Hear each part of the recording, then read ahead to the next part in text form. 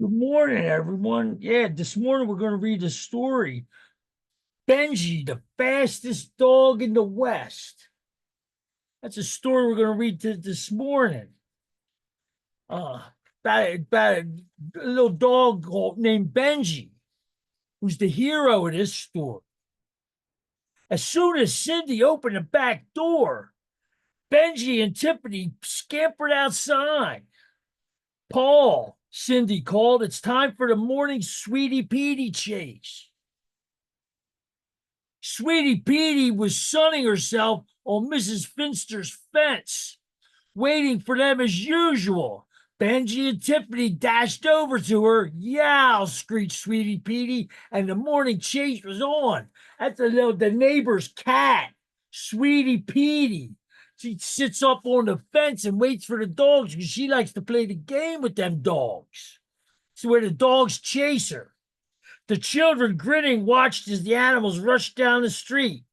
I'm glad it's sunny for the rodeo today, said Paul. I wish the rodeo had a contest for running dogs, said Cindy. I'll bet Benji would be the fastest dog in Silver Creek. The animals raced back past the children. Sweetie Petey scrambled up the nearest tree.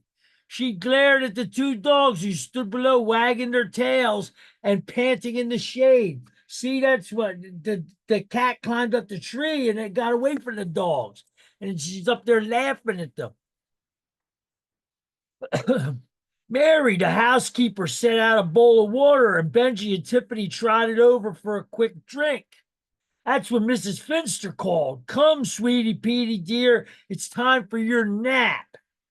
The pretty white cat climbed down the tree and scooted home. Mrs. Finster waved. Good look at the rodeo, children, she said. See that Mrs. Finster? She's the one that has Sweetie Petey, the cat. She's the neighbor. Dear Chapman strolled or Dr. Chapman strolled into the yard. Hi, Daddy, said Paul. Benji just ran faster than ever, he asked. Dr. Chapman smiled. Are you and Cindy ready to do some fancy riding today at the rodeo? Yes, sir, laughed Paul. We've both been practicing very hard. After lunch, they all piled in the car. The sun was hot when they arrived at the rodeo grounds. Mary opened up the door and let Benji and Tiffany scramble past her. When everyone was out of the car, Paul looked around. Where the heck are the dogs? There they are, Cindy said, pointing over her finger under that bush. Mary laughed. They know where it's cool. They'll be all right there, said Dr. Chapman. See, they've found a nice shady spot under the tree. That's what they wanted to do, lay down and rest, because it was hot outside. The crowd was watching the rodeo. They were cheering loud. Benji and Tiffany ran over to look. They wanted to see what was going on over there. They found a small space under the fence where they could look through and see the arena. It was a perfect spot for watching Paul and Cindy perform at the rodeo. A calf streaked across the arena. Paul rode after it. He roped the calf, jumped on the ground, and quickly tied the calf's feet together. Then Paul raised both hands over his head. Cowboy dropped the flag to mark Paul's time. It had taken only 15 seconds. See, that's what he wants to grow up and be a cowboy. He does calf roping. That's how cowboys do that so they can brand the cows with the little calves. Soon Cindy appeared. She was riding a lively young steer. He whirled and kicked, and Cindy held on tight. Then the horn blasted. The time was up, and the crowd cheered. Cindy had ridden the steer for the whole 8 seconds without being thrown off. She did really good. See there, she was just riding on a steer. She wasn't riding on a big bull. No, that's coming up next. Cowboy on a huge Brahma bull shot into the arena. The angry animal bucked and snorted, and the cowboy rode well, holding on one arm high. Then, unexpectedly, the cowboy got thrown off. He fell head over heels into the dirt. That Brahma bull threw him off. He couldn't hold on anymore.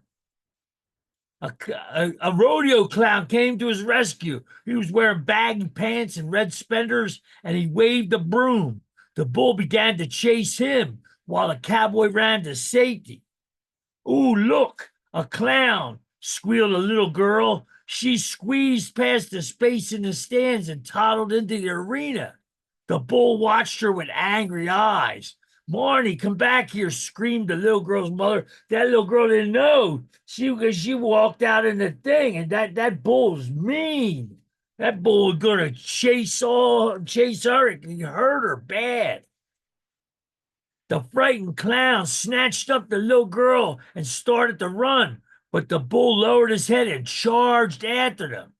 In a flash, Benji was over the fence, barking wildly. He dashed after the dangerous bull.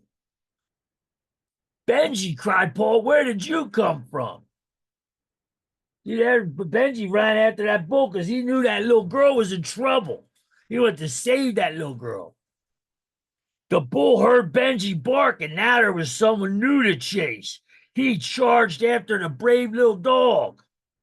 But he was no match for Benji. Benji darted this way and that way. He dodged here and dodged there, keeping the bull busy until the clown and the little girl were safe. Then Benji rushed back to the fence and he flipped himself over the top and landed safely next to Tiffany. Everyone ran over to Benji.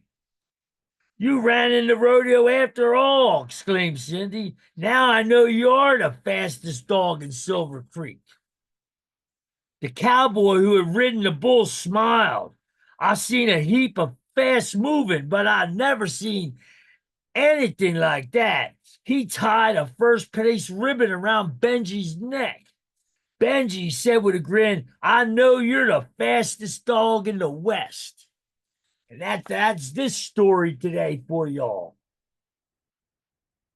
Have a good thing, and you gotta remember, be good. Love y'all. Mwah.